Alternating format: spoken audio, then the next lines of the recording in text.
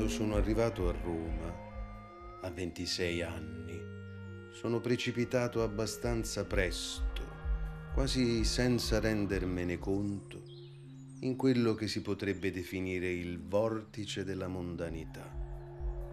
Ma io non volevo essere semplicemente un mondano. Volevo diventare il re dei mondani. Io non volevo solo partecipare alle feste. Volevo avere il potere di farle fallire.